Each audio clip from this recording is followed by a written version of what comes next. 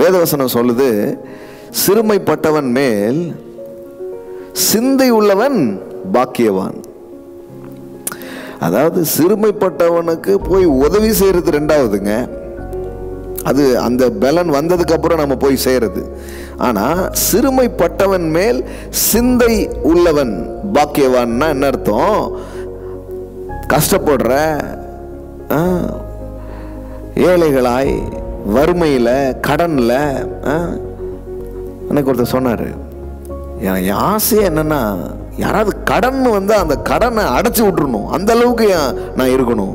ஏன்னா கடன்கிற கொடுமையை நான் அனுபவித்திருக்கிறேன், வட்டி கட்டுறதின் கொடுமையை நான் அனுபவித்திருக்கிறேன். அதனால என்னுடைய லட்சியமே, அவர் சொல்றாரு, நான் கம்பெனி ஆரம்பிச்சு நான் இப்போ ரன் பண்ணிட்டு இருக்கிறேன், கர்த்தர் என்னை இன்னும் ஆசீர்வதிக்கணும்னு விரும்புறேன். என்னுடைய லட்சியமே என்னன்னா யாராவது கடன் வந்தா அவங்கள தூக்கிடணும் அப்படின்னு. இன்னொருத்தர் சொல்றாரு, யாராவது இந்த படிப்புல கஷ்டப்படுறாங்கன்னு எனக்கு தெரிஞ்சா உடனே ஃபீஸை கட்டிடணும், அந்த மாதிரி எனக்கு ஒரு எண்ணம் இருக்கு. ஒருத்தர் சொல்றாரு, பசின்னு யாரும் பேர் வந்துடக்கூடாது. அப்ப பாருங்களேன், இப்போ இப்படி செய்யற ஆட்களையும் நான் பார்த்துருக்கிறேன். இப்ப செய்ய முடியல, ஆனா செய்ய முடியாத ஒரு கனவு இருக்கு, ஒரு விருப்பம் இருக்கு. எப்படி சொல்லியிருக்கு பாருங்க, சிந்தை உள்ளவன் பாக்கியவான்.